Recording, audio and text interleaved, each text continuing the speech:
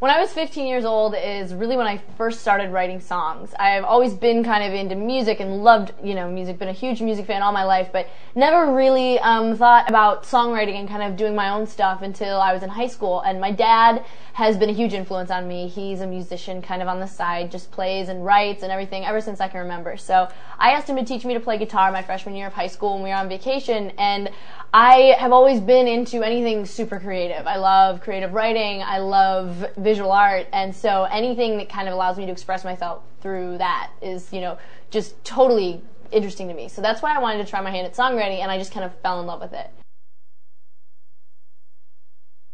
When I was 16 years old, all I really had was kind of a demo and just some crappy tracks that we'd put together, and never really anticipated, that I could actually do this for a living.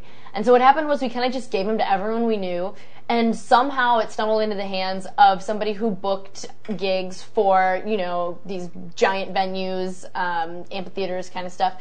And I ended up getting a side stage gig with Counting Crows and John Mayer, just like from this demo. And I didn't even know what it meant to get signed or anything like that, so I was obviously thrilled because I was a huge fan of both of their music, and so that was a really cool thing for me. It was kind of the moment when I kind of crossed that artist and fan line and kind of got to be on the other side of things, on the stage rather than in the audience, and it was the coolest feeling.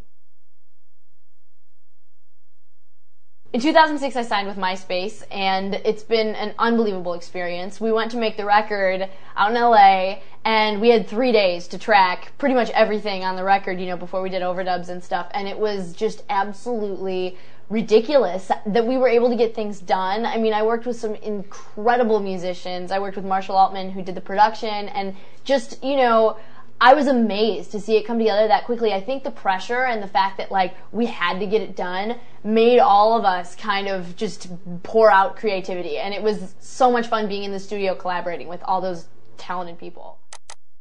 Some of my favorite things that have happened in the last couple of years have just been the interactions I've gotten to have with some of the artists that I've been playing with. And it's been so cool because, for example, I played at the Farm Aid concert, which was just a huge jam-packed bill of artists that I totally admire. I mean, freaking Neil Young, Willie Nelson, Dave Matthews, John Mellencamp, Lucinda Williams. I mean, the list was just it was ridiculous. And my first Farm Aid concert, I was standing in line for the press conference when I realized I was in line behind Dave Matthews. And 6 months before, I'd been on the lawn with all my friends in the pouring rain, jumping around to Jimmy thing, and then all of a sudden, I'm sitting here making small talk with Dave. It was absolutely ridiculous, but it was amazing, and it was just really cool to kind of have those experiences and get advice from these artists and see that they are really down-to-earth people too was the greatest thing about it.